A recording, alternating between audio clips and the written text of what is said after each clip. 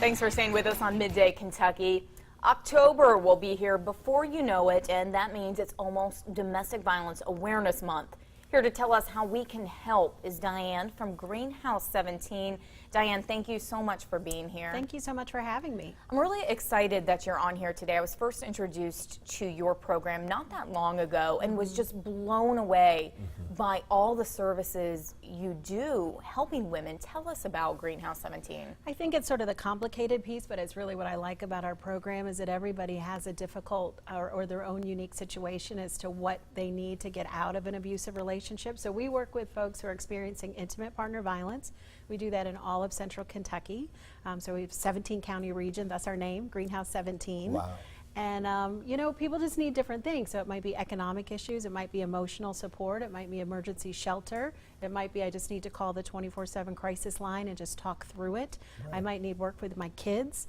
So really, wherever that person is at, we try to plug those services to meet that family's needs. You all do so much. I've been familiar with you all for a couple of years now, and just always impressed with what you all have done.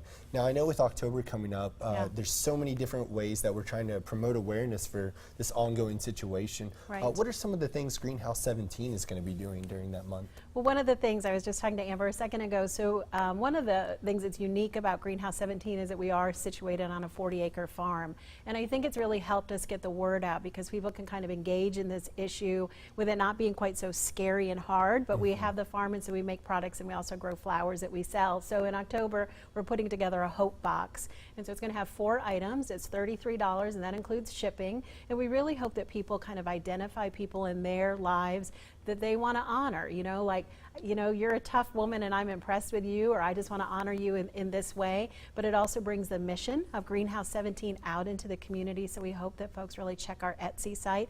And then all the proceeds go back to supporting the women that are working with us, both at shelter and non-residentially, and their children. So that is really good. So it's going to have a lip balm, a candle, a bath salt, and a soap. And it's all made right out at GreenHouse17, and they're good products, you know. They smell amazing. Do they? Yes. Yeah. Yes. Good. I knew that, but I appreciate the hearing it now. validation. Yeah. Let's talk a little bit about the farm, because everything is in-house. It's done by women who are either staying there or out there visiting. And what kind of stuff do you do out there? So one of the things that I think we're really known for are the flowers. So we have 2 folks, Jessica and Christina, that sort of lead that, and we really build a lot of advocacy and holistic therapeutic counseling. We've partnered with Berea College and the university to kind of look at is working out in nature and in the farm, is that helpful to folks' sort of healing process. But with that, it's really a great talking point. So we serve right now about 90 individuals who buy a CSA, which is Community Supported Agriculture. So they buy a subscription of flowers, and then weekly we deliver those flowers through the spring, summer, fall season. And the women grow those, they plant them, they compost them, you know, they put them together, we deliver them.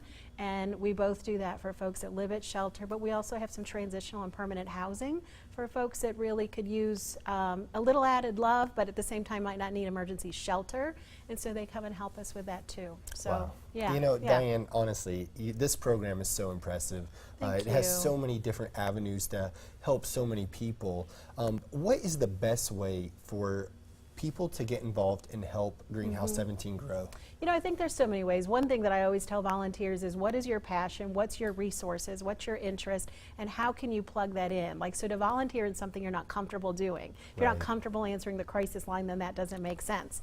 And so I like for folks to look at where their connection is. So whether you have, you know, a church or workplace or neighborhood or after school stuff, can you begin to talk about domestic violence issues and invite GreenHouse17 either to come and speak or be a part of? And then we also have a lot of people that do donation circles. So like there's a church in Clark County, and every month they collect towels for us, or they might collect laundry detergent. So there's always give back ways as well. And then stay in tune with our website for different events that we'll have going on in October and through the holidays. Diane, you offer so much. We want everybody that is interested in helping to contact you. What's the best way to get a hold? I think the best way is through our website, which is greenhouse17.org.